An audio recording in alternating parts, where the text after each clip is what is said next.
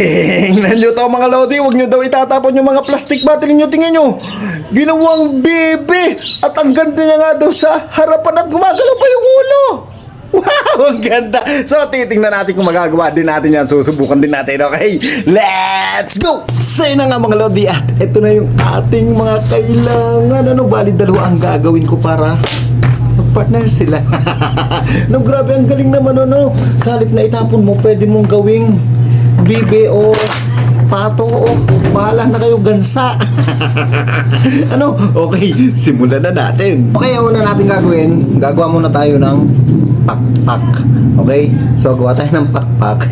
Hindi ako mahalam sa mga pakpak. Yan. Yan. Okay. Yan.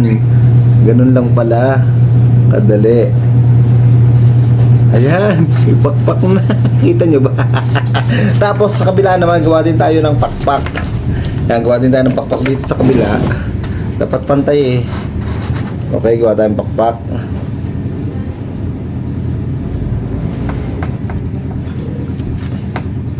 Bahala na.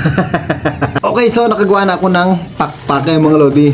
Yan, magkabila may pakpak na siya. Tapos gagawa naman tayo ng buntot. Yan, dito sa likod. So gawa tayo ng buntot. Yan, gawa tayo ng buntot. Yung mga lodi, ito nyo ba?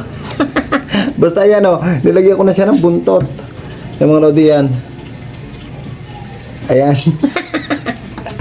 Okay, tapos gupitin na natin. Ay, cutter muna gagamitin ko para madali kong magupit.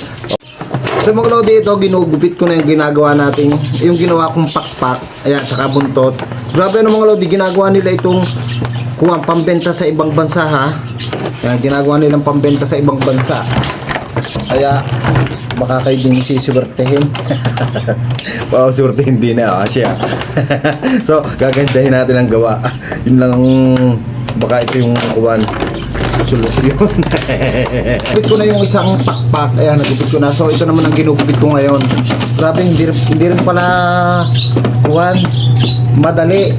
Kasi pag ganun-ganun yung pakpak, ang hirap gupitin.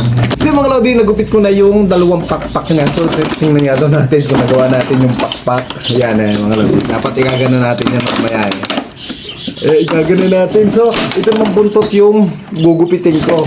Okay? So, gupitin ko ng mga lodi. Cutter ko muna yung una bago ko gupitin. Ito na nga, yan, may buntot na, tapos may pakpak na. Tapos ito naman liig ang ating aayusin.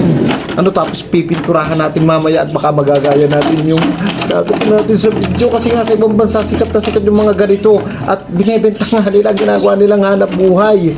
So, ito, ginagawa ko na yung kanyang liig. Yung mga lodi. Sana huwag ako. Ay, mga lodi.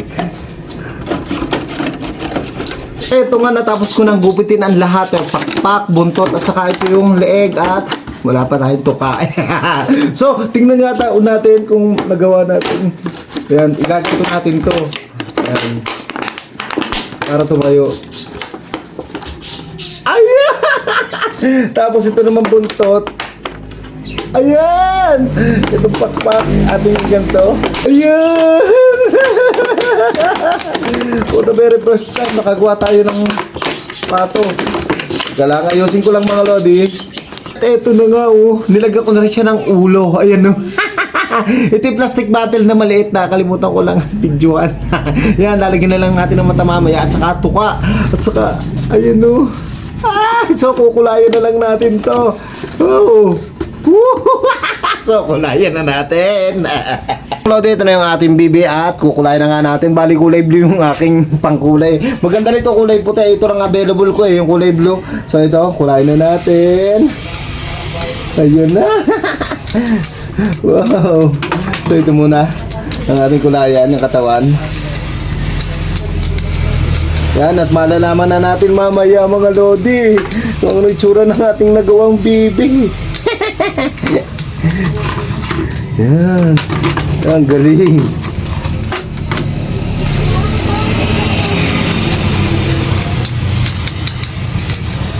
Si mga lodi, ito nga, napintahan ko na siya. Wow, ang galing. Nagalaw-galaw siya.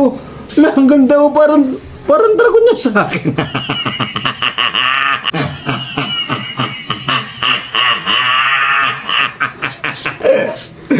Ang galing, Warren Dragon yung nagawa ko mga lodi.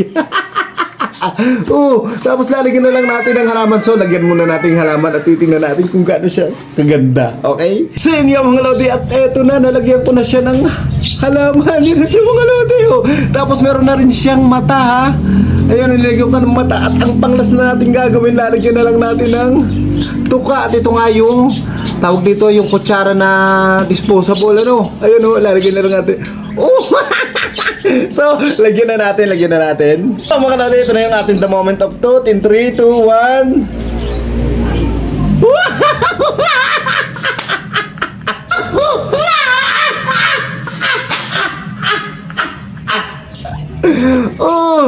Di ba? Ang ganda niya. Tsaka nalagyan ko na siya ng halaman. Kwak, kwak, kwak. Grabe ang ganda nito mga lodi. Pag madami siya, ilalagay mo sa inyong harapan. Kung malawak ang inyong harapan, lalo mas maganda, mas maraming ganito.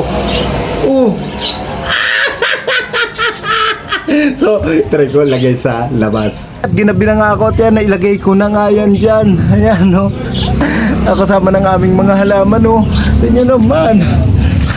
Para talaga siyang baby. Ang galing. So, try nyo na, sigurado maganda to sa harapan mga lodi.